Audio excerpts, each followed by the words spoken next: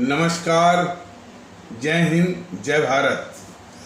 भारतीय अवाम ताकत दल अपने भारतीय भाई बहनों अर्थात अपने देश भारत की जनता अर्थात अपनी भारतीय अवाम से भारतीयता आधारित आपसी श्रद्धा, भारतीयता आधारित आपसी स्नेह, भारतीयता आधारित आपसी प्रेम, भारतीयता आधारित आपसी अखलाक मोहब्बत, भारतीयता आधारित आपसी सहयोग, भारतीयता आधारित आपसी सम्मान, भारतीयता आधारित आपसी एकता, भारतीयता आधारित आपसी भाईचारा तथा भारतीयता आधारित आपसी सद्भाव को समझने और उसे आत्मसात करके वैसा ही और उसी अनुसार आचरण एवं व्यवहार करने हेतु और इसके समस्त भारत में प्रचार प्रसार करने हेतु और प्रत्येक देशवासी को इसकी अहमियत और महत्व को समझाकर उसे अपनाते हुए वैसा ही और उसी अनुसार आचरण एवं व्यवहार करने हेतु और प्रत्येक देशवासी को अपना ही भारतीय भाई बहन मानकर, समझकर, अपनाकर उनके साथ वैसा ही और उसी अनुसार आचरण एवं व्यवहार करने हेतु सतत, सदैव और हमेशा अदब के साथ, आदर के साथ अर्ज करता है, विनती करता है। देखिए, भारतीय अवाम ताकत दल अपने देश में भारतीयता आधारित माहौल लाने की कोशिश में लगा हुआ है और उसी का आंदोलन अभी फिलहाल सोशल मीडिया के यूट्यूब के माध्यम से ये कर रहा है। अब इसका प्रचार प्रसार कहाँ तक हो रहा है यह देखने वाली बात है और हमारे भारतीय भाई बहन इसको कहाँ तक बढ़ा रहे हैं और इसी सूचना मिली है कि बढ़ा भी रहे हैं, ऐसी बात नहीं, बढ़ा भी रहे हैं। कुछ लोग भारतीय अवाम ताकत दल ने पहले ही कर रखा है कि ये मुहिम अभी फिलहाल जो सोशल मीडिया के माध्यम से चलाया जा रहा है यह इस देश की दूसरी और वास्तविक आज़ादी के लिए है और वह आज़ादी हमारी भारतीय भाई बहनों की को मानसिक गुलामी से निकालने के लिए है और वो मानसिक गुलामी हमारे देश के सभी समस्याओं की जड़ में है। तो उसी मानसिक गुलामी से निकालने के लिए भारतीय अवाम ताकत दल देश में भारतीयता आधारित माहौल लाने की कोशिश में लगा हुआ है और उस मानसिक गुलामी का जो वजह है उसकी जो वजह है जो मुख्य उसका कारक है कि हमारे देश के जो एक काले अंग्रेज हैं, इसके विषय में जो तजवीज़ है, जो पहचान है हमारे शहीद आजम भगत सिंह ने पहले ही कर रखी है। उनकी जो किताब थी कि मैं नास्तिक मैंने एथिस्ट क्यों बना, भाई आई एम एथिस्ट करके एक किताब उन्होंने लिखी थी और वो नास्तिक भी थे। नास्तिक बनने का उनका मुख्य कारण था कि इस पांथिक पचड़ों से दूर सिर्फ अपना ध्यान मुल्क की ओर, अपने देश की ओर केंद्रित कर सके, इसीलिए उन्होंने जो है पांथिक पचड़ों से दूर रह कर अपने को नास्तिक के रूप में अपना जीवन चुना और अपने लक्ष्यों को, अपने देश से संबंधित लक्ष्यों को उन्होंने साधा। तो उस पुस्तक में उन्होंने लिखा है कि हम अपनी कुर्बानी शहादत दे करके, फांसी फंदे को चूम करके, अपनी जान दे करके भी इस देश से जो काले अंग्रेज हैं उनको तो भगा देंगे, लेकिन उनके जाने के बाद इस देश में जो काले अंग्रेज हैं, जो इसी देश के हैं, जो कि उन्हीं अंग्रेजों से शिक्षा दीक्षा प्राप्त किए हुए हैं और उनसे ज़्यादा खतरनाक है, तो उन काले अंग्रेजों को भी नस्ल में नाबूद करने की जिम्मेदारी वो शहीद आजम भगत सिंह ने जो है, यानी हम भारतीय भाई बहनों के ऊपर या उस उनके बाद वाली पीढ़ियों पर उन्होंने ये जिम्मेदारी छोड़ रखी है। उसी जिम्मेदारी के निर्वहन में भारतीय जनता दल जो है, उन्हीं के आदेश से, उन्हीं की प्रेरणा से ये इन काले अंग्रेजों को नष्ट में नाबूद करने के प्रयास में लगा हुआ है। इन काले अंग्रेजों की पहचान कोई बहुत मुश्किल नहीं है। ये काले अंग्रेज हमारे भारतीय समाज में विखंडन पैदा करने के लिए जबान से भले कहेंगे कि हम एकता के लिए हैं, जुबान से कहेंगे जरूर, लेकिन उनकी जितनी भी गतिविधि होती है, संक्षेप में ही जानिए कि उनकी जितनी गतिविधि होती है वह भारतीय समाज में विखंडन पैदा करने की होती है। और विशेषता इस बात की है, उसी विखंडन के आधार पर हम भारतीय भाई बहनों को मानसिक रूप से गुलाम बना करके उनसे वोट छीनते हैं और सत्ता हत्या कर सत्ता पर और सत्तासीन होते हैं। ये उनकी साजिश है। और वहां पर सत्ता पर पहुंचने पर फिर वही देश विरोधी और भारतीय समाज विरोधी गतिविधियां सत्ता के जरिए वो जो है वो कहर बरपाते हैं। ये है दंश इन काले अंग्रेजों का। ये दंश जो पूरे मुल्क को झेलने को मजबूर कर रहे हैं और अपने देश को इसमें झोंक रहे हैं, ये उसका लबेलुआब है। लेकिन उसमें मूल है हमारे अवाम की मानसिक गुलामी, जो कि इनको देश के दुश्मन के रूप में नहीं पहचान पा रही है। जबकि कुछ इस तरह की आवाजें, इसके विपरीत कुछ आवाजें उठ रही हैं कि भारतीय जनता दल मैंने एक ऐसा दल है जो कि मैंने वर्षों बाद, खास करके 1857 की आज़ादी की क्रांति के बाद एक ऐसा दल है जो कि कुछ हमारे भारतीय भाई बहन कहते हैं कि यह देश के लिए बहुत बेशकीमती विचार लेके आया है, सभी लोगों में भारतीयता के आधार पर एकता वाला। और ये ऐसा मौका और इस तरह के विचारों का प्रादुर्भाव, इस तरह के विचारों का प्रसार मुल्क के लिए ये वर्षों में बिरले मिलता है। इस तरह की प्रतिक्रियाएं हमारे कुछ भारतीय भाई बहनों की देश के विभिन्न कोनों से यह सुनने को मिल रहा है जब ये इस तरह के वीडियो वो देखते हैं तो। लेकिन अभी काफ़ी उदासीनता हमारे भारतीय भाई बहनों की है, जो कि इस तरह के विचारों के प्रति अभी वो आकर्षित नहीं है। ये भी देखने को मिल रहा है कि भारतीय जनता दल के इन राष्ट्रीय और भारतीय विचारों के प्रति जो है, खास करके बौद्धिक वर्ग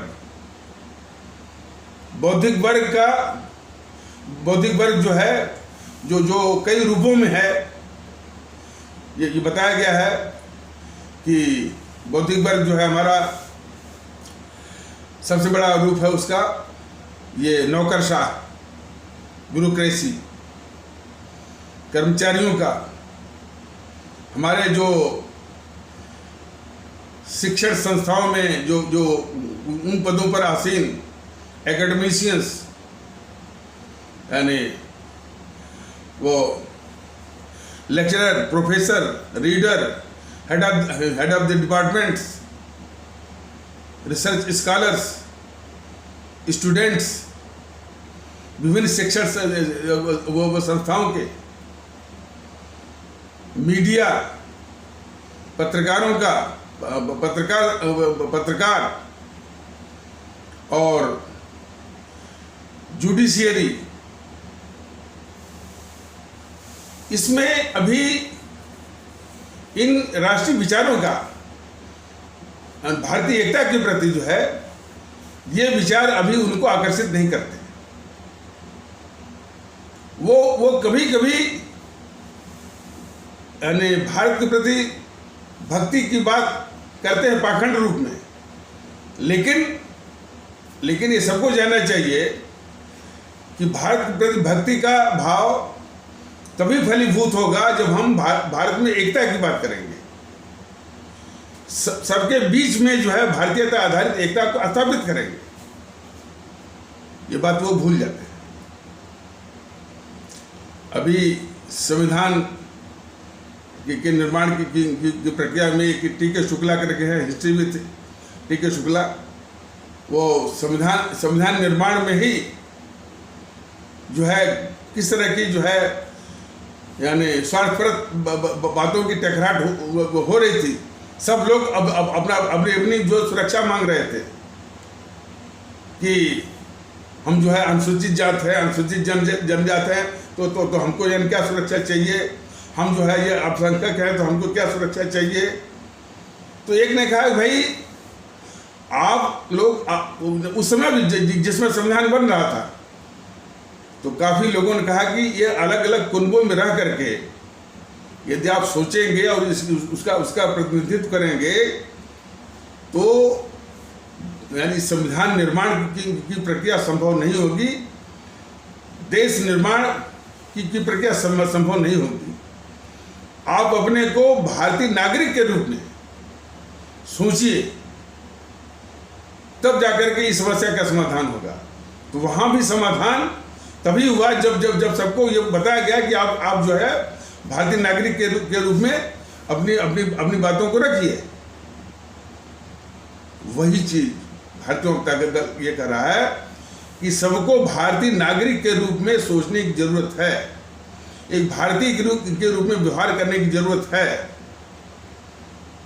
लेकिन संविधान लगने के बाद भी ये समाज को तोड़ने वाली जो शक्तियां हैं, समाज में विघटन करने वाली जो शक्तियां हैं, फिर वही जात के आधार पर, संप्रदाय के आधार पर और फिर भाषा के आधार पर, प्रांत के आधार पर वही शक्तियां फिर इस देश को तोड़ने में लगी हैं और हमको मानसिक रूप से गुलाम बनाई हुई हैं और उसी आधार पर हमसे वोट छीन ले रही हैं, सत्ता पर बैठ करके फिर हमारे ऊपर, आवाम के ऊपर, संस्थाओं के ऊपर, देश के ऊपर जो है कहर बरपा रही हैं।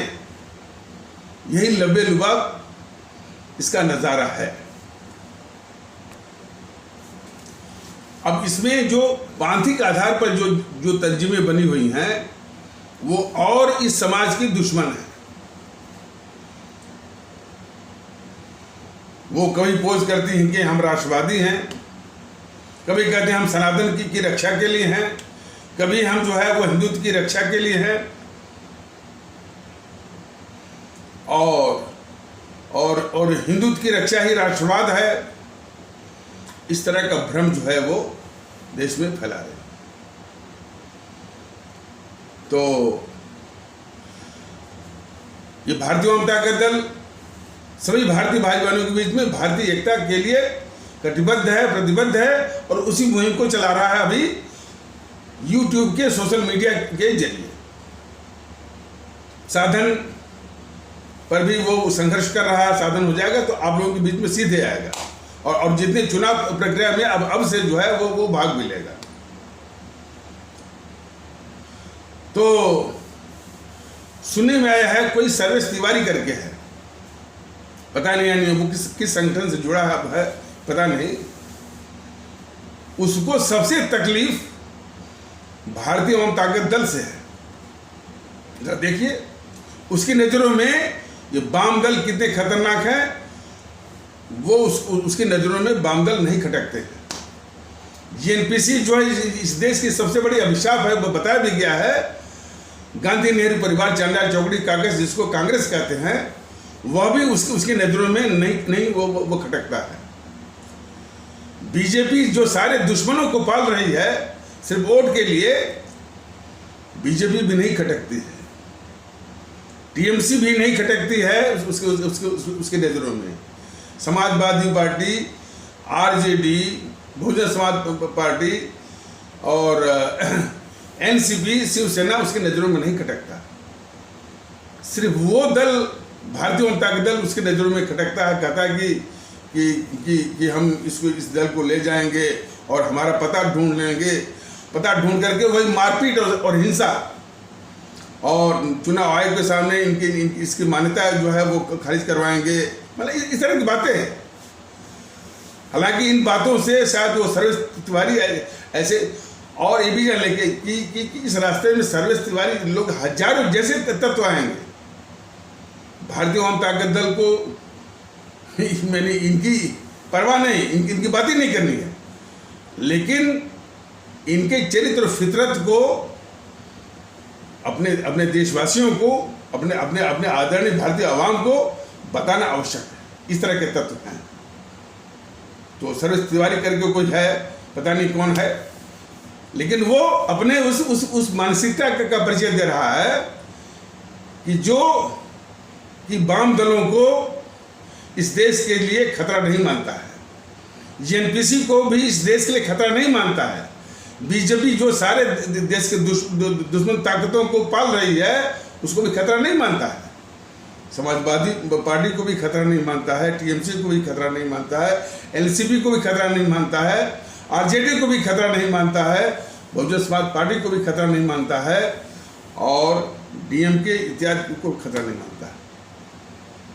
उसकी नज़रों में सिर्फ भारतीय जनता दल खतरा इसलिए लगता है कि वो भारतीय एकता की बात करता है। तो इसी से साबित होता है कि सर्वेश तिवारी जैसे लोग भारत में विखंडन करने वाली ताकतें हैं, और उनको डर है कि यदि देश में भारतीय एकता आ गई तो उनकी सर्वेश तिवारी जैसे लोगों की दुकान का क्या होगा। भले वो अपना नाम रखें कि कुछ हिंदूवादी संगठन के नाम पर कुछ भी रख लें, उस पर राष्ट्रवाद चिपका दें और सनातन के रक्षा का स्टिकर लगा दें, इससे कोई मतलब नहीं है। यह देश के लिए खतरनाक ताकतें हैं, सर्वेश तिवारी जैसे। तो और भी लोग होंगे, और भी लोग अब इस रास्ते में आएंगे, लेकिन भारतीय जनता दल इस देश में भारतीयता आधारित एकता लाने के लिए पूरी तरह कटिबद्ध है, और सभी भारतीय भाई बहनों को एकत्र करने के लिए पूरी तरह वो सन्नद्ध है। इसीलिए तो उसने अपने इस संगठन का नाम रखा है भारतीय अवाम ताकत। भारत के अवाम की ताकत, भारत के अवाम की ताकत तभी स्थापित होगी जब पूरे हमारे देश के 135 करोड़ लोग एक साथ होंगे। इसका जो क्या कहने की वो लोगो जो है वो भी ऐसे ही है, मुट्ठी एकता वाला। इस मर्म को इस तरह से है लोगो। अब उस लोगों का अभी चुनाव आयोग ने मान्यता नहीं दी है। अभी तो ये पंजीकृत है। जब हम मान्यता ले लेंगे तो अपना लोगो, अपना जो चुनाव चिन्ह भी यही बंद मुट्ठी वाला होगा, एकता वाला, भारतीयता आधारित एकता। तो इस मर्म को हमारे सभी भारतीय भाई बहन समझें और वो अपने को भारतीय समझें। यही विनती है सबसे। वो अपने हिंदू न समझें, वो अपने मुसलमान न समझें, वो अपने को ईसाई, सिख इत्यादि बिल्कुल न समझें। हम इस चीज़ को भारतीय है, भारतीय नागरिक। वो अपने को बंगाली, पंजाबी और कश्मीरी, हरियाणवी, राजस्थानी और मराठी, गुजराती, उड़िया, तमिल, तेलुगु, कन्नड़, मलयाली, असमिया बिल्कुल न समझे, सिर्फ भारतीय। ये सोच, ये समझ आने की परम आवश्यकता है, और जिस वक्त आ जाएगी सभी बुराइयों का अंत हो जाएगा। ये विश्वास जो है, ये विश्वास भारतीय जनता दल अपने सभी भारतीय भाई बहनों को दिलाना चाहता है। तो और इसीलिए भारतीय एकता के रास्ते में जो रुकावटें हैं, जो बाधाएं हैं, ये जो तथाकथित जो राजनीतिक दल हैं, और राजनीतिक दल भी नहीं, वो बिखरने वाली ताकतें हैं राजनीतिक दलों के वेश में। और तो उनका चरित्र, उनकी फितरत से अपने आदरणीय भारतीय भाई बहनों को अवगत कराना भी जो है उतना ही आवश्यक है। और उसमें एक बीजेपी का जो प्रवक्ता है समित पात्रा, बराबर उसको देखिए वो किस तरह से तर्क देता है। वो तर्क देता है जैसे कि अभी जो इतनी खतरनाक देश को अस्थिर करने वाली ये हिंसा जो फैलाई गई, वो भी रामनवमी के अवसर पर, वो निश्चित है कि वो प्री प्लान्ड, सुनियोजित था ही। और सुनियोजित जब भी होता है तो देश की जो खतरनाक ताकतों के बगैर उनके समर्थन के, अब ये सब उसको टूल किट वगैरह कहते हैं, जो भी है, बगैर उनके समर्थन के संभव नहीं होता। तो इतनी खतरनाक वो भी देश के खिलाफ ये जो इस तरह की साजिश की गई, उसको समित पात्रा कह रहा है कि हिंदुओं को बराबर 1200 साल से वो प्रताड़ित किया जा रहा है, ऐसे वैसे। वह सिर्फ नाम रखा भारतीय जनता पार्टी और आकर के चैनल पर सिर्फ वो हिंदुओं की बात करता है। ये खतरनाक पार्टी है बीजेपी। हिंदुओं की हमेशा जो है वो प्रताड़ित किया जाता है, फलाने ढकाने ये बोलता है। ये कभी नहीं कहता है कि ये समस्या भारतीय है, और जो पत्थरबाज हैं वह इस समाज के दुश्मन हैं। उन दुश्मनों को नस्ल में नाबूद करने की जरूरत है और किया जाना चाहिए, और जितना भी किया जाए वो उतना ही कम है। लेकिन सिर्फ पत्थरबाज तक ही सीमित रह जाएंगे तो वो एक्शन, वो कार्रवाई आपकी अधूरी है। पूरी तब होगी, सार्थक तब होगी जबकि उन पत्थरबाजों को शह देने वाले राजनीतिक दलों पर भी कार्रवाई हो, उन संगठनों पर। और ये बार बार बताया गया है, और ये सत्य भी है कि ये जो पत्थरबाज किस्म के हैं तत्व जो हैं, इस GNPC, गांधी नेहरू परिवार चांडाक चौकड़ी काकस, और ये जो TMC है, जो RJD है, जो समाजवादी पार्टी है, जो NCP है, जो DMK इत्यादि से समर्थित है। तो इनको भी जब तक नस्ल में नाबूद नहीं किया जाएगा, इस तरह की वारदातें यथावत विधिवत ये चलती रहेंगी। देश अस्थिरता के मैंने इसी तरह के हिंसा के द्वारा अस्थिरता के दौर से बच नहीं पाएगा।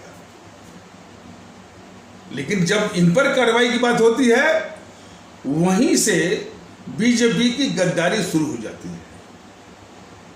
पत्थरबाजों पर कार्रवाई के नाम पर तमाम शिवराज सिंह भी तमाम वो लिस्ट बना लेंगे और उन पर पत्थरबाजों पर बुलडोजर चलवाएंगे, योगी भी बुलडोजर चलवाएंगे।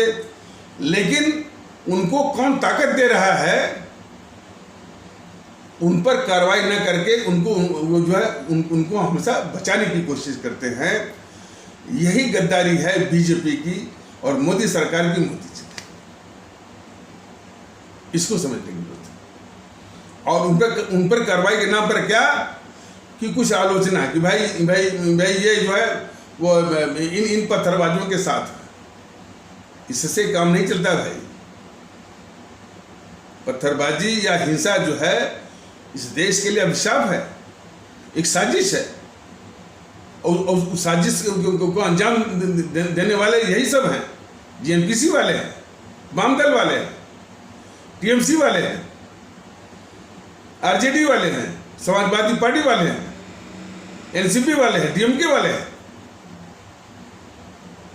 अब इनको इन पर कार्रवाई करने के बजाय, अब कार्रवाई से मतलब हमेशा मैंने कहा है, कार्रवाई से मतलब सिर्फ FIR नहीं होता है। ये बड़ी खतरनाक पर ये तंजीमें हैं सब, इनको पंग करना होता है देश हित में। और जहां देश को आवश्यकता है कि इन ताकतों को पंग किया जाए, तो उसी बीजेपी का गडकरी कहता है कि नहीं नहीं, ये विरोध पक्ष है, इसको मजबूत होना चाहिए। देखिए ना, देश को आवश्यकता है कि इस देश विरोधी ताकतों का नाश किया जाए। बीजेपी के कुछ लोग कहते हैं, बीजेपी के भी कुछ लोग कहते हैं, और मीडिया के भी कहते हैं कि नहीं नहीं, ये तो विरोध पक्ष है, इसको, और ये लोकतंत्र है, और ये लोकतंत्र का आधार है, और उसको मजबूत होना चाहिए। यही गद्दारी जो है बीजेपी की है और मीडिया वालों की। और ये गद्दारी सिर्फ मीडिया वालों की तक ही नहीं है, इनसे बड़ी गद्दारी जरा सुनिए। जितनी भी डिस्कशन करने आते हैं टीवी चैनलों पर इस्लाम आस्था वाले तबके से, वो सिर्फ उनके जबान में 3 ही शब्द होता है, आरएसएस, बीजेपी जो है, और विश्व हिंदू परिषद। आरएसएस, बीजेपी और विश्व हिंदू परिषद। इसके अलावा उनको वाम दल इस देश के दुश्मन नहीं लगते हैं, उन पर एक शब्द भी नहीं बोलते हैं। इसके अलावा टीएमसी पर एक शब्द नहीं बोलते हैं। टीएमसी इस देश का दुश्मन उनको नहीं लगता है।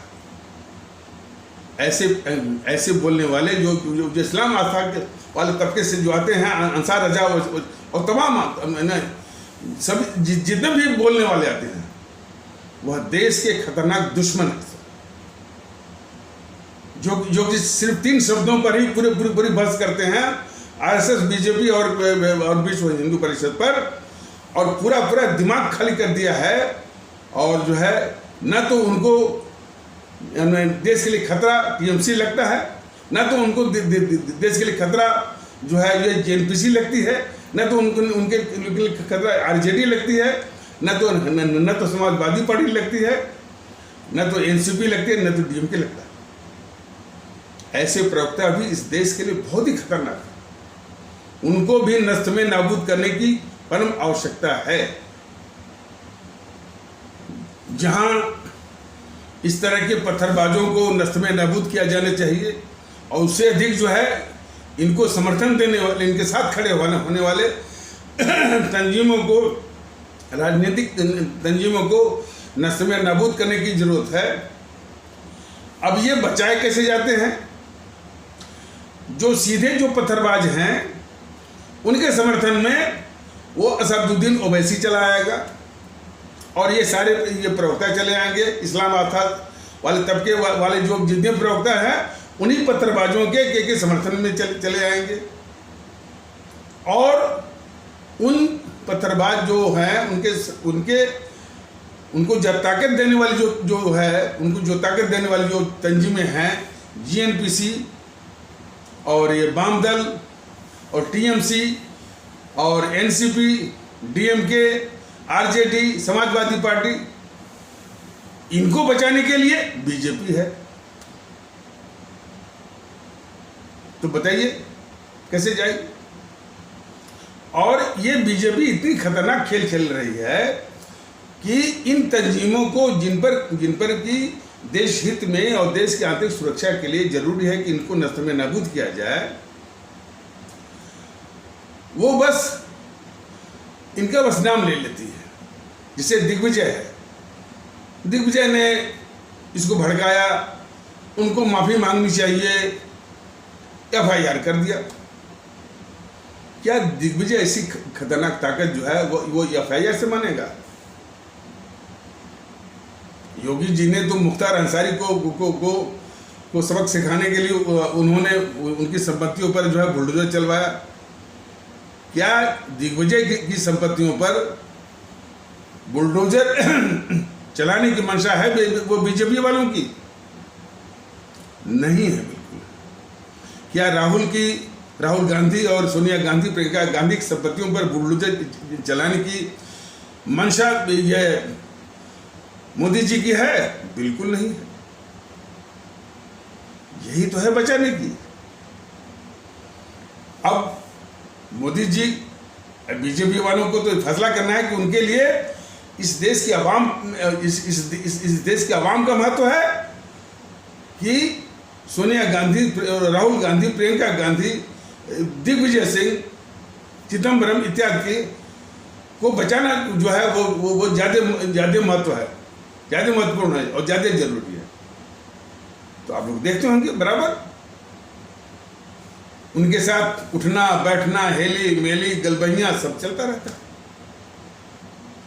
यही गद्दारी मोदी सरकार, मोदी जी की, बीजेपी की है देश के खिलाफ। ये बात तो खैर है, लेकिन इससे अधिक खतरनाक खेल जो है, ये खतरनाक खेल तो बीजेपी खेल रही है कि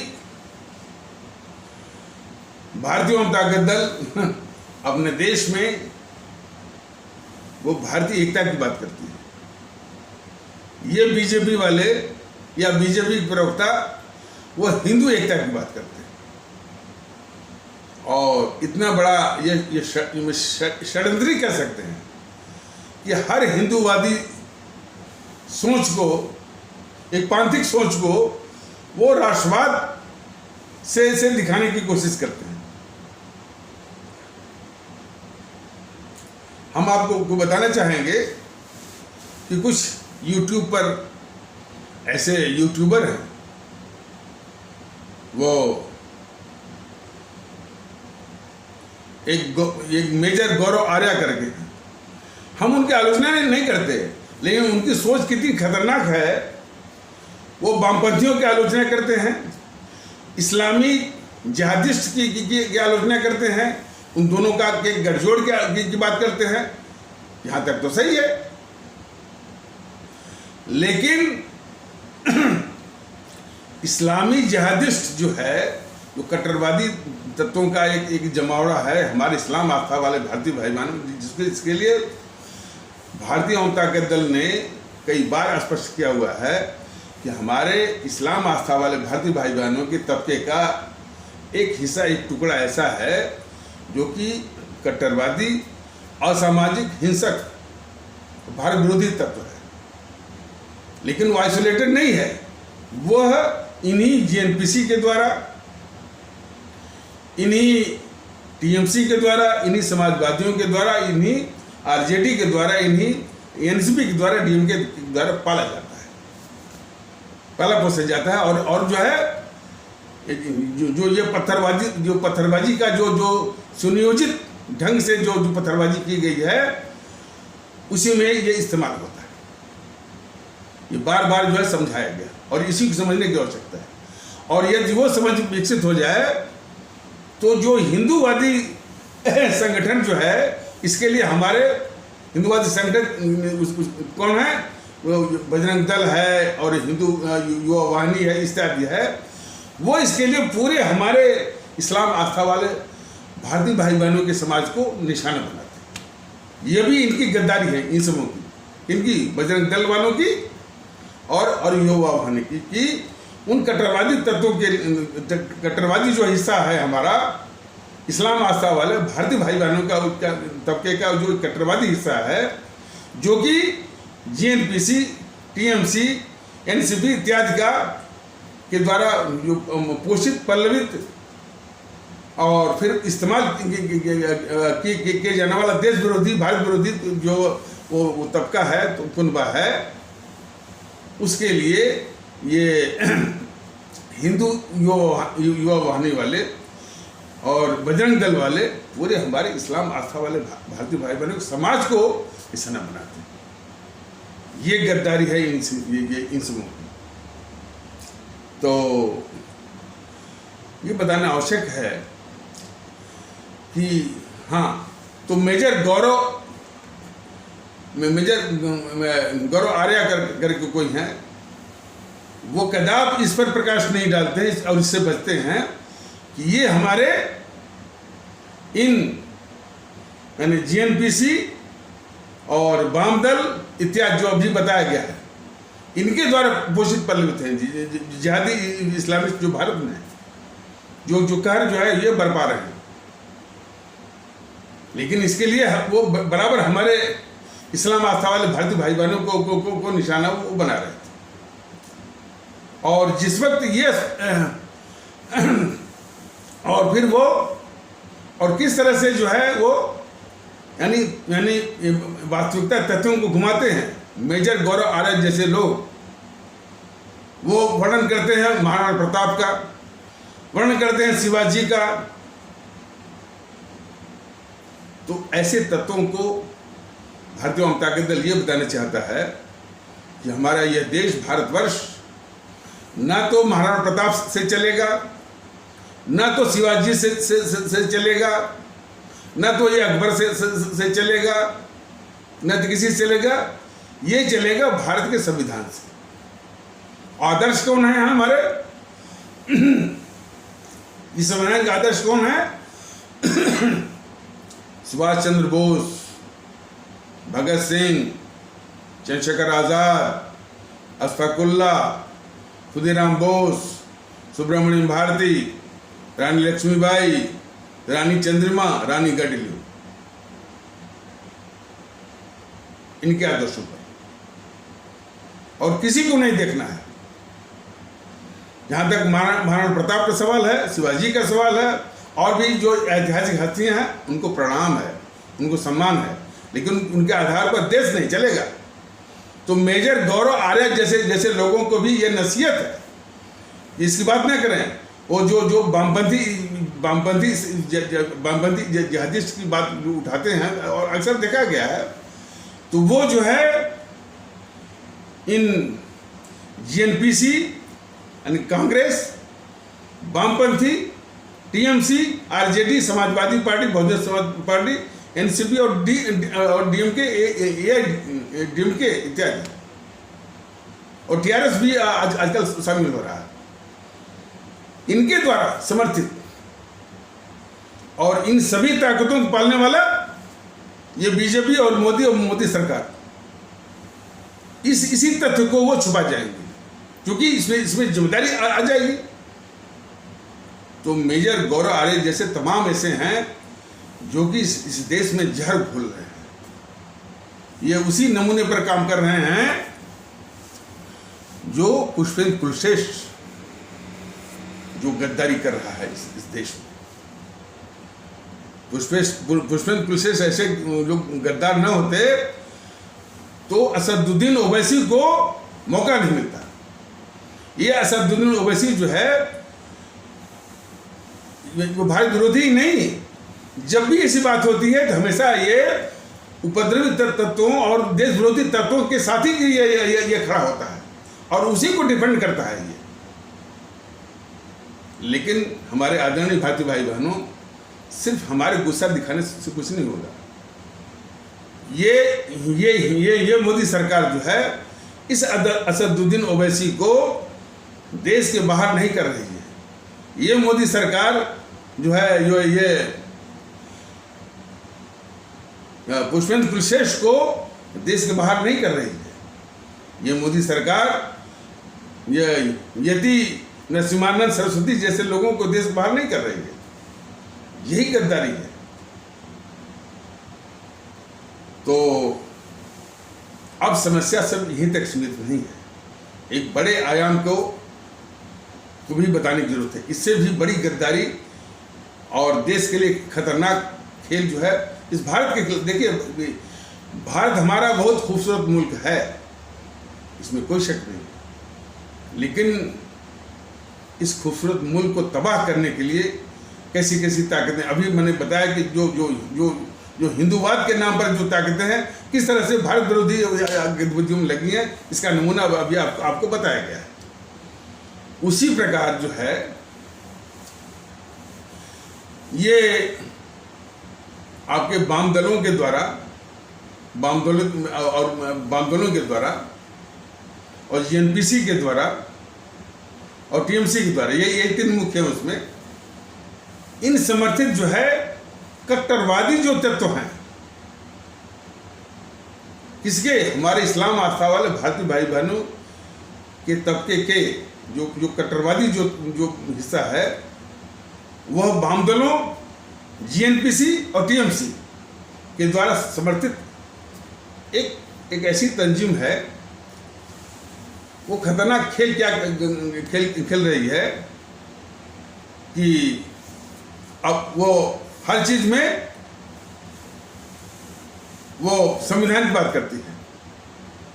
वो नारा लगवाएगी, भारत तेरे टुकड़े होंगे, भारत भारत बर्बादी तक जंग जारी रहेगी। तो बोलेगी इसको कि हमारे अभिव्यक्ति की आज़ादी है। और जब नारा वो लगवाएगी कि छीन के लेके आज़ादी, तो बोलेगे बोलेगा कि ये हम संविधान की रक्षा कर रहे हैं। संविधान, हमारे भारतीय संविधान का हर प्रावधानों का वो उपयोग करेंगे भारत के खिलाफ, भारत को हमेशा कमजोर करने के लिए। और यही नहीं, उस समूह को समर्थन देने वाले चले आएंगे आपके हामिद अंसारी, आपके जो वो नासरुद्दीन शाह और कई लोग। और एक शब्द मैंने बताया था, उसको बोलते हैं अंग्रेजी में ग्रावामिन पॉलिटिक्स। ग्रावामिन पॉलिटिक्स, तो ग्रावामिन पॉलिटिक्स ये है कि देश में गुंडई करिए, दबंगई करिए, काफी यानी तोड़फोड़ मचाइए, हिंसा फैलाइए, लेकिन दिखाइए कि हम डर रहे हैं, हम जो है डरे हुए हैं, बोलेंगे कि हम डरे हुए हैं। और हर तरह की हिंसा जो है, और वो भी सुनियोजित ढंग से इस देश को अस्थिर करने के लिए। तो उनके समर्थन में ये चले आएंगे हामिद अंसारी, जिसको कि इस जेएनपीसी वामदल वालों ने 10 साल तक इस देश का उपराष्ट्रपति बनवाया।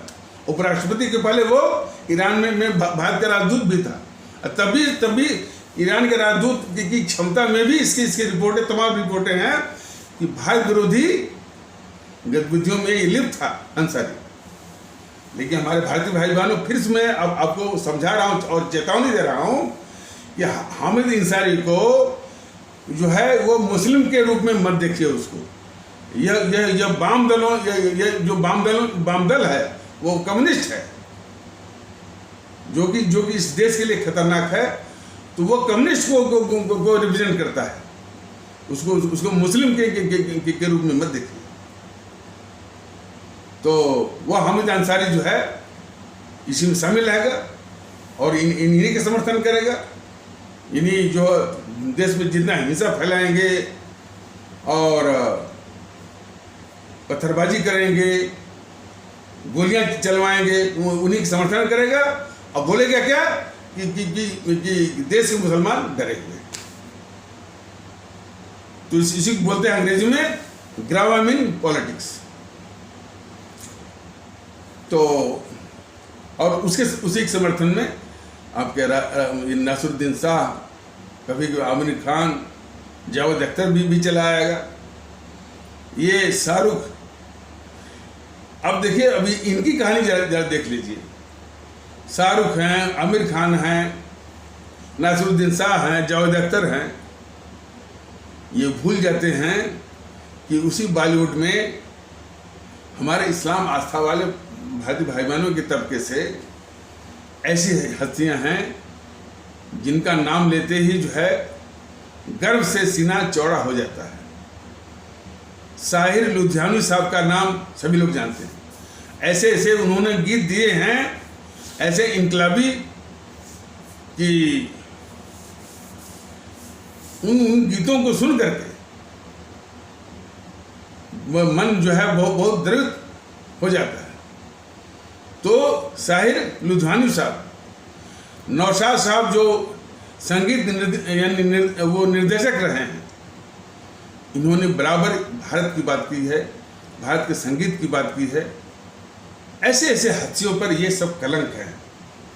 जावेद अख्तर और आमिर खान, शाहरुख खान और नासरुद्दीन शाह, उनके नाम को ये कलंकित करते हैं।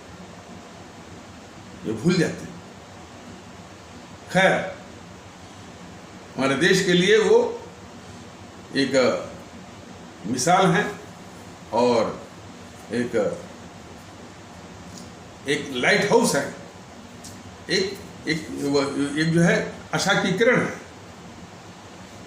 और हमारे लिए जो उदाहरण है।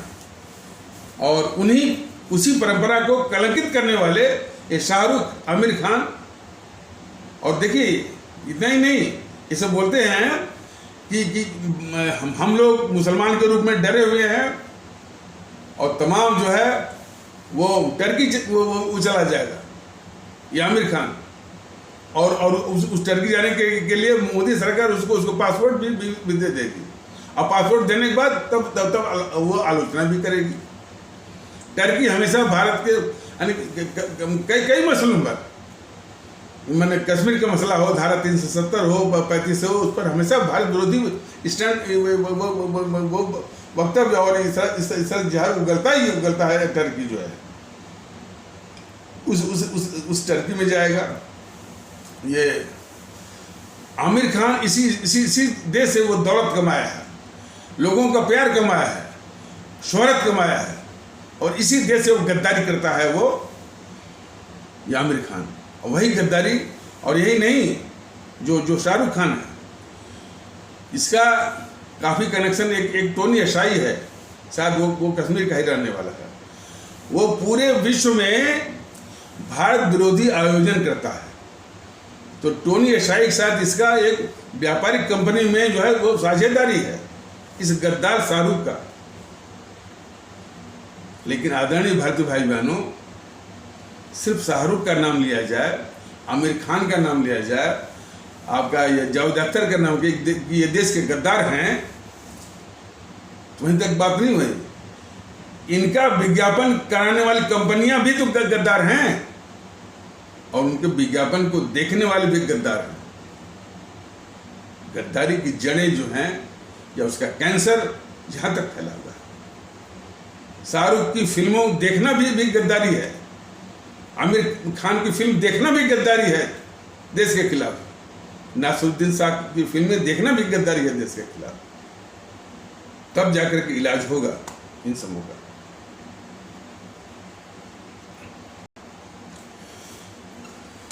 भारतीय जनता दल इस देश की महानता के विषय में भी परिचय करवाता है कि इसके ऐसा देश कोई और मुल्क नहीं है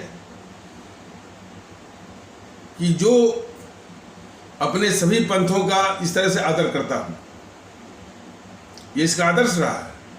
लेकिन इन्हीं तत्वों के कारण जो इस देश को तबाह करना चाहते थे, इसकी जो इमेज है, जो छवि है, उसको बर्बाद करना चाहते हैं। दोनों से जो हिंदूवादी संगठन भी हैं और जो कट्टरवादी तत्व जो कट्टरवादी तत्व जो है, जो हमारे इस्लाम आस्था वाले भारतीय भाई बहनों के तबके के जो है कट्टरवादी और असामाजिक और देश विरोधी तत्व हैं। और वो समर्थित किसके द्वारा हैं? इसी जेएनपीसी के द्वारा समर्थित है, नहीं उन्हीं के द्वारा पाले पोसे गए। अब आप लोगों ने देखा होगा, मैं आपको बता रहा हूँ कि जब भी दक्षिण भारत में चुनाव आता है, कर्नाटक का चुनाव हो, आंध्र प्रदेश का चुनाव हो, केरल का चुनाव हो, ये सोनिया गांधी बराबर पीएफआई के साथ उसके कनेक्शन सामने आते हैं। फोटो भी शेयर होता है इसका। और तो पीएफआई हमारे इस्लाम आस्था वाले भारतीय भाई बहनों के तबके से वो रेडिकलाइजेशन यानी कट्टरवादियों को पैदा करना, ये काम है पीएफआई का। उसी प्रकार सिमी का भी काम है, उसी प्रकार एसडीपीआई का भी है। तो कट्टरवाद को पैदा करना, देश के खिलाफ काम करना, देश के खिलाफ गतिविधियों में लिप्त रहना, उसी के प्रतिनिधि को ये गद्दार चैनल वाले अपने चैनल पर बुलाते हैं। वो कौन है? तस्लीम रहमानी, उसी का है वो। तो देश के खिलाफ तमाम इस तरह की ताकतें हैं और उसको भारतीय जनता दल बता रहा है, तो सर्वेश तिवारी जैसे तमाम ऐसे आएंगे। तो उनकी जो उनकी जो दुश्मनी कह लीजिए, या उनके लिए भारतीय जनता दल ज़्यादा खतरनाक दिख रहा है, जो कि भारतीय जनता दल सब वो एकता की बात करता है। हाँ, एकता के रास्ते में ये भारतीय एकता के स्थापना में उसको काम करने में ये ताकतें जो है बहुत बड़ी बाधक हैं। तो उन्हीं ताकतों के विषय में आगाह कर रहा है भारतीय जनता दल अपनी आवाम को। तो सर्वेश तिवारी जैसे, हालांकि इसका नाम लेना ठीक नहीं है, इस तरह के तमाम तत्व होंगे, आएंगे जाएंगे, ये तो क्रम लगा ही रहेगा। तो उसको जो है भारतीय जनता दल की जो एकता वाली जो मुहिम है, उससे उसको बड़ी तकलीफ है। और इसको बल्कि देश के लिए जो है कह रहा है कि इसकी मान्यता खत्म करवाएंगे, यूट्यूब वाले सर का एड्रेस ढूंढेंगे, मारपीट करेंगे, हिंसा करेंगे। यही इन तंजीमों का, भले वो अपने क्या बोलेगा कि हम राष्ट्रवादी हैं, तो हम जो हिंदू सनातन के रक्षक हैं, ये सब बिल्कुल झूठा फरेब। और दूसरी ओर कट्टरवादी और जिहाद के नाम पर ये तत्व जो है, और बड़ी खतरनाक खेल खेलते हैं वो। मैंने बताया ना, वही उपद्रव भी करेंगे, सुनिश्चित ढंग से पत्थरबाजी भी करवाएंगे, हिंसा भी करेंगे, और सामने क्या बोलेंगे कि हम संविधान की रक्षा कर रहे हैं, हम संविधान की बात कर रहे हैं, और हम डरे हुए हैं, ये भी बोलेंगे। भारत मुसलमान वो डरा हुआ है, और अंतर्राष्ट्रीय मंचों पर भारत को बदनाम भी करते हैं कि वहाँ तो इंटॉलरेंट हिंदू बिल्कुल वो अत्याचार कर रहा है, इस तरह से बदनाम करते हैं। और इंटॉलरेंट हिंदू अत्याचार कर रहा है, इसमें अमेरिका के लोग भी शामिल हो जाएंगे, कनाडा के लोग भी शामिल हो जाएंगे, ब्रिटेन के लोग भी शामिल हो जाएंगे। तो इस तरह से भारत के खिलाफ ये ताकतें भारत के खिलाफ वो लगी हुई हैं। लेकिन इन ताकतों को नष्ट में नाबूद करने के बजाय मोदी जी इन सभी ताकतों को पाल रहे हैं। यही बात भारतीय जनता दल अपने सभी आदरणीय भारतीय भाई बहनों को बता रहा है, समझा रहा है। और ये जो राष्ट्रवाद करना जो वोट बटोरते हैं और मुखौटा पहने हुए हैं, वो तो और चला हुआ है। कोई इन मोदी महोदय से या मैं खुद ही पूछ रहा हूँ कि जब वो कन्हैया कुमार ने ये नारा लगवाया कि भारत तेरे टुकड़े होंगे और भारत बर्बादी तक जंग जारी रहेगी, क्या आपके दिमाग को उसने झकझोरा नहीं कि भाई ये तत्व इतना खतरनाक है कि एक सेकंड के लिए भी इस देश में रहना, इस देश के लिए अपमान है और इस देश के लिए खतरा है, तुरंत इसको सेना के हवाले करो, सेना इसका तुरंत इलाज करे। ये दिमाग में आया? आपने उसको बचाने के लिए अदालत के पास भेज दिया। देशद्रोह के विषय में कोई सख्त किस्म का कानून भी नहीं है, ये भी बात खुल के आ रही है। अरे वो अजीत भारती को तो जानते, तो मोदी भी जानते होंगे। अजीत भारती वो खुद ही कह रहा था कि मोदी महोदय ने इस कन्हैया कुमार जो नारा लगवाया भारत तेरे टुकड़े होंगे, इंशाअल्लाह भारत की बर्बादी तक जंग जारी रहेगी, उसको युवा नेता बना दिया मोदी जी ने। क्या इशारा है? जिसको नष्ट में नाबूद करना चाहिए, जिसको बिल्कुल समाप्त करना चाहिए, सेना के हवाले करना चाहिए, उसको मोदी जी ने युवा नेता बना दिया। और कई गद्दार ताकतों को देश के खिलाफ गद्दारी करने के मौके दिए। उसके समर्थन में जब ये खुले आम आया ये गद्दार राहुल गांधी, बताइए, इसी देश का खाता है, सारा कुछ इसी देश संसाधन का प्रयोग भी करता है, और भारत तेरे टुकड़े होंगे, भारत की बर्बादी तक जंग जारी रहेगी, उसका ही समर्थन करता है ये गद्दार राहुल गांधी। और उस गद्दार राहुल गांधी को बीजेपी आज तक जो है कोई कार्रवाई नहीं की, बल्कि उसके गडकरी कहते हैं कि इस कांग्रेस को मजबूत होना चाहिए क्योंकि वो विरोध पक्ष है। आज देश को ये समझाएं कि राहुल गांधी ऐसे विरोध पक्ष जो कि इस देश का दुश्मन है, वह विरोध पक्ष के लायक है। कोई भी बताए, जो ओम बिरला है ना लोकसभा के अध्यक्ष, खुद बताएं कि जो राहुल गांधी इस देश का गद्दार है, क्या वो विरोध पक्ष की पात्रता वो रखता है? और यही नहीं, ये चैनल वाले, टीवी चैनल वाले उस राहुल गांधी की बात को बराबर दिखाएंगे, ब्रेकिंग न्यूज के रूप में क्या इंपॉर्टेंस देते हैं। तो यही तो मैंने यही दुखड़ा है इस देश का। तो भारतीय जनता पार्टी अपनी आवाम को जगा रहा है कि देश खूबसूरत तो है, अच्छा तो है, लेकिन इन ताकतों के द्वारा जो है कितने खतरे में है, ये समझने की आवश्यकता है। ये मीडिया जो है, मीडिया में कुछ पत्रकार हैं, रवीश कुमार जैसे बोलते हैं मोदी मीडिया, लेकिन रवीश कुमार खुद ही गद्दार है। वो कहता है दूसरों को, और एक फैशन चला गया है, एक फैशन चल पड़ा है कि जिस चीज के लिए आप अपराधी रहिए, क्योंकि झूठ बोलने की पूरी छूट, पूरी आजादी है, तो वो अपराध जो है दूसरों पर बोलते रहिए।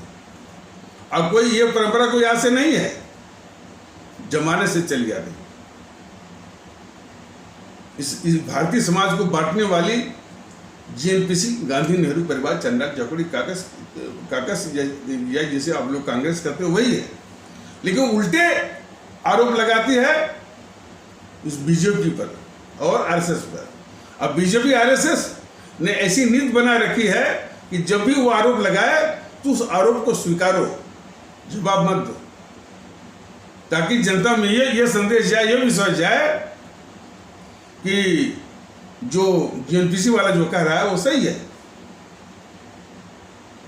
इस तरह का कन्हैया कुमार को ही लीजिए, जब ये नारा लगवाया जेएनयू के प्रांगण से कि भारत तेरे टुकड़े होंगे और भारत की बर्बादी तक जंग, ये वास्तव में ये सब सुनते ही दिमाग झना जाता है। लेकिन ये दिमाग जो है मोदी जी का नहीं झनाता है। मोदी जी तो ऐसे करने वालों को, अजीत भारती के शब्दों में उन्होंने इसको ऐसा, माने देखिए, ऐसी गद्दारी करने वाले को मोदी जी ने उसको युवा नेता बना दिया, जिसको कि जो है सेना के हवाले करना चाहिए था। देशभक्ति का तकाजा है, देश की सुरक्षा का तकाजा है, राष्ट्रवाद का तकाजा है। लेकिन मोदी जी ने, देखिए, ये बात हमने कई बार कही है कि 2-3 बार कि कन्हैया कुमार को सेना के हवाले वो करना चाहिए। और इसके समर्थन में जो भी आए हैं, जरा सोचिए ना, इसके समर्थन में केजरीवाल आया, इसके समर्थन में ये गद्दार राहुल गांधी भी आया, गद्दार केजरीवाल भी आया, सीताराम येचुरी आया, डी राजा आया, जाके पर छुआ था वो उनका अखिलेश का। यदि सबको ये सेना के हवाले कर दिया गया होता तो कुछ तो समस्या जाती ना। और मोदी जी से पूछा जाए कि आपने इन सबों को सेना के हवाले क्यों नहीं किया? आपको देश प्यारा है कि ये सब यानी देश के दुश्मन प्यारे हैं? इस देश की आवाम प्यारी है कि इस देश के दुश्मन प्यारे हैं? ये सीधा सवाल जो है मोदी महोदय से किया जाना चाहिए। लेकिन उनकी मानसिकता तो प्रकट होती है ना, उनकी जितनी भी गतिविधि है अब तक, ये जो पत्थरबाजी का ही देख लीजिए, सिर्फ पत्थरबाज के खिलाफ बुलडोजर चलाएंगे, लेकिन जिसने जिसने इसकी व्यू रचना की, जिनके बूते पर ये पत्थरबाजी करते हैं, जो इनको ताकत देते हैं, जीएनपीसी या दिग्विजय सिंह या राहुल गांधी या बम दल वाले या टीएमसी वाले हैं, उन पर कार्रवाई नहीं करेंगे मोदी जी। अब मोदी जी के जो कार्रवाई करने का शैली छोड़ दीजिए, ये देश विरोधी तरीका जरा देखिए। वो ममता बनर्जी को ना तो बर्खास्त करेंगे, ना तो कोई कार्रवाई करेंगे। क्या करेंगे? उसके अभिषेक बनर्जी को के खिलाफ जो है वो ईडी और सीबीआई भेज देंगे। बस ये इतनी कार्रवाई ममता बनर्जी के खिलाफ होगी। इतना भ्रष्ट और देश विरोधी ये शरद पवार है। शरद पवार को पालेंगे मोदी जी। उसके खिलाफ कार्रवाई के नाम पर उसका जो एक छोटा चमचा है नवाब मलिक, उसके खिलाफ ईडी भेज देंगे, सीबीआई भेज देंगे। यही करते हैं। छोटी मछली को ये खिलाफ, वो भी कृत्रिम दिखावा कार्रवाई करके देश में जो है वो इस तरह से हवा बटोरते हैं कि ये कार्रवाई इनके खिलाफ। अरे नस्ल में नाबूद करना है ममता बनर्जी को, फिजिकली नहीं कि उसको मार देना है, उसको मिलने वाले समर्थन से, और उसकी पंप करना है जितने भी उसके आर्थिक साधन संसाधन है, उसके कनेक्शन है। इसी प्रकार राहुल गांधी घूमता कैसे है भाई? राहुल गांधी जो है विदेशों में कैसे घूमता है, मोदी जी को मालूम है ना। तमाम लूट करके जो काला धन रखा हुआ है, हमारा ही पैसा है, हमारे गरीब भारतीय भाई बहनों का पैसा जो उसने लूटा है, उसी मुद्दे पर घूम रहा है। अब मोदी जी भाई उसको वो घुमा रहे हैं। उसके काला धन को नहीं लाएंगे।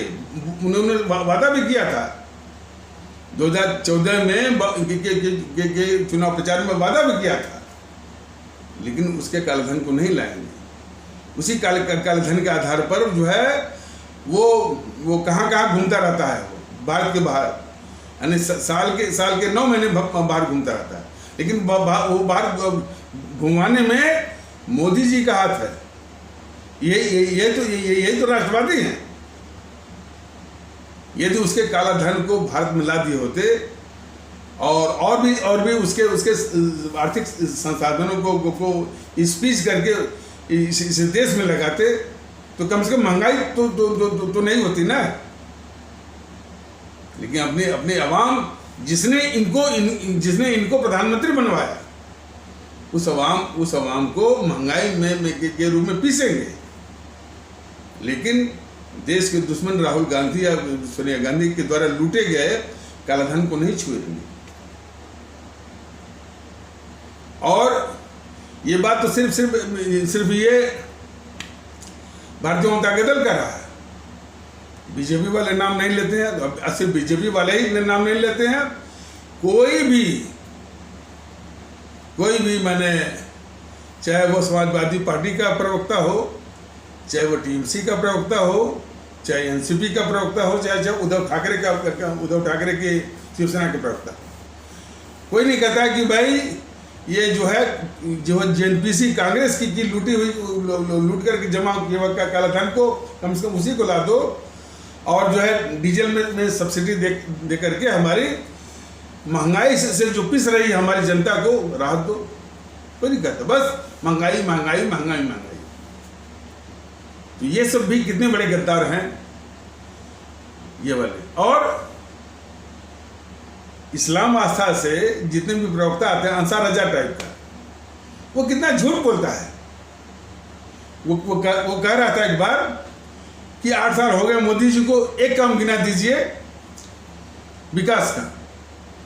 उस बेवकूफ को, देश विरोधी तो गद्दार तो है ही, उस गद्दार अंसार रजा को पता नहीं है कि देश में एक्सप्रेसवे का जाल बिछ रहा है, देश में हाईवेज का जाल बिछ रहा है, देश में डेडिकेटेड फ्रेट कॉरिडोर का जाल बिछ रहा है, देश में जो है वो डिफेंस कॉरिडोर भी बन रहे हैं, उसको दिखता नहीं है, वो अंधा नहीं है, वो इस देश का नंबर 1 गद्दार है वो अंसार रजा, और उसी टाइप के जो कहता है कि देश में एक विकास, और इसी देश ने विश्व का सबसे ऊंचा रेल पुल चेनाब के ऊपर, ये भी उसको मालूम नहीं है। हर वक्त जो है इस देश को बदनाम करना, ऐसे अंसार रजा को मैं बराबर कर रहा हूं। मोदी जी पालेंगे, देश के बाहर नहीं करेंगे। उसी प्रकार जो है वो है शोएब जमई, साजिद रशीदी, ये सब जो है सिर्फ इस देश को बदनाम करना और हमेशा उपद्रवियों के साथ, पत्थरबाजों के साथ खड़े होना। इनको तुरंत जो है देश के उनकी नागरिकता समाप्त करके देश के बाहर कर देना चाहिए, तब शांति आएगी। और इन्हीं के बूते हमारे पूरे के पूरे इस्लाम आस्था वाले भारतीय भाई बहनों पर निशाना साधने का मौका मिलता है। कट्टरवादी जो तत्व है हिंदू सनातन आस्था वाले भारतीय भाई बहनों के तबके के, हिंदू वाहिनी चलाने वाले वो तंजीम वालों के, बजरंग दल चलाने वालों के लिए, इन्हीं के कारण जो है हमारे पूरे इस्लाम आस्था वाले भारतीय भाई बहनों को निशाने बनाने का मौका मिलता है। तो अंसार रजा, शादाब चौहान, शोएब जमई, साजिद रशीदी, ऐसे लोगों की नागरिकता नष्ट करके देश के बाहर किया जाना चाहिए। जब तक सख्ती से आप निपटेंगे नहीं, तब तक ये आकर और उन्हीं को बुलाते हैं ये चैनल वाले। और सर्वेश तिवारी जैसे लोग भी वो इन्हीं के साथ दिखेंगे। सर्वेश तिवारी जैसे गद्दार भी जो है इन्हीं के साथ दिखेंगे।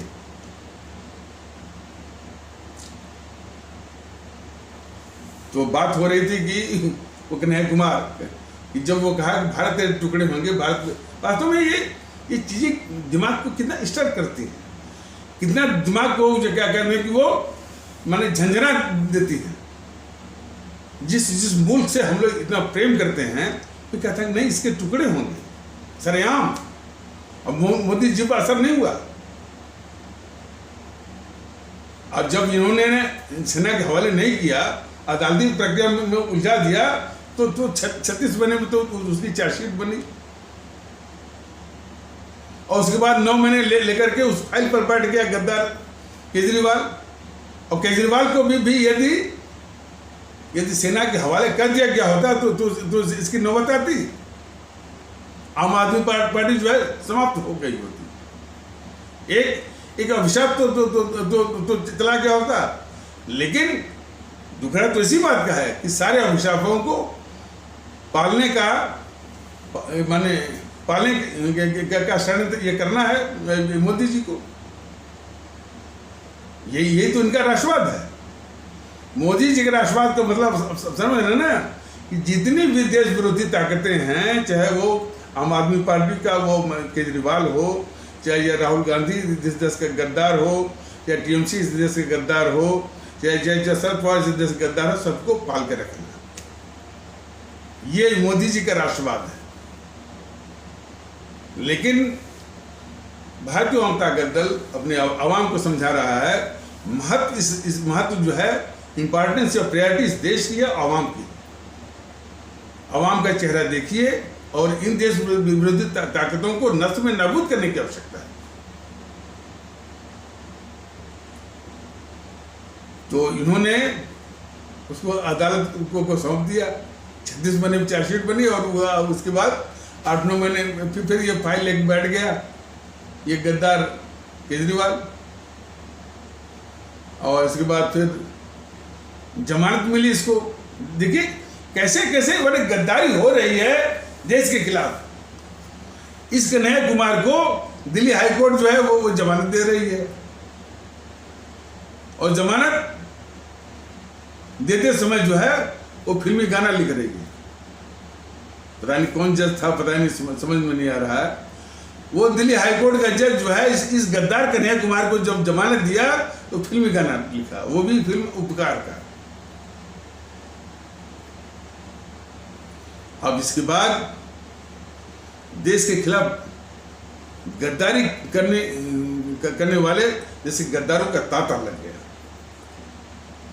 वाम दल ने उसको इस देश की जो संवैधानिक प्रक्रिया होती है, चुनाव, संसदीय चुनाव 2019 का, उसके लिए टिकट दिया इस गद्दार वाम दलों ने। और उसके चुनाव और उसके पक्ष में चुनाव प्रचार के लिए वो गद्दार आया जावेद अख्तर बॉलीवुड से, उसकी बीवी भी गद्दार सवाना आदमी है। ये सारे मौके मोदी जी ने दिया है। और फिर उसी गद्दार कन्हैया कुमार से, इतने घोर गद्दार कन्हैया कुमार से टीवी वालों ने टॉक शो चलवाया। यही गद्दार किशोर अजवानी, आगे भी बताएंगे हम, जो कि ये एपिसोड कुछ लंबा ना हो जाए, इसको भी देखना पड़ता है। ये सारे मौके जो है मोदी जी ने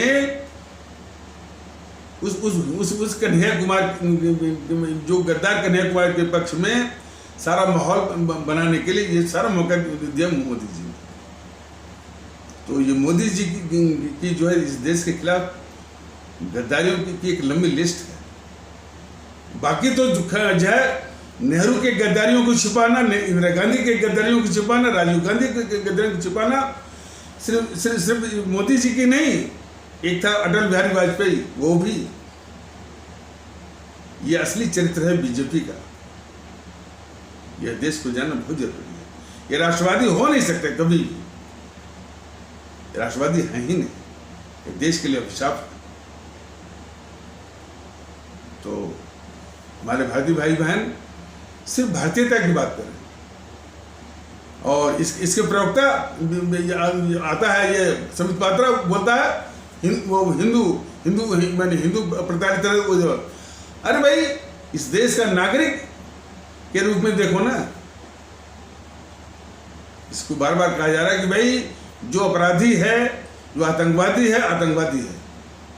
उसको किसी भी पंथ से जोड़ने की जरूरत नहीं है। जिस वक्त आपने सबको भारतीय मान लिया तो बात खत्म हो गई। तो जितने भी हमारे विक्टिम हैं, जितने भी उसके पीड़ित हैं, जो उसके शिकार हुए हैं, वो हमारे भारतीय भाई बहन हैं। तो भारतीयता की बात करनी है, भारतीयता के आधार पर जो है बर्ताव करना है और उस माहौल को आगे बढ़ाना है।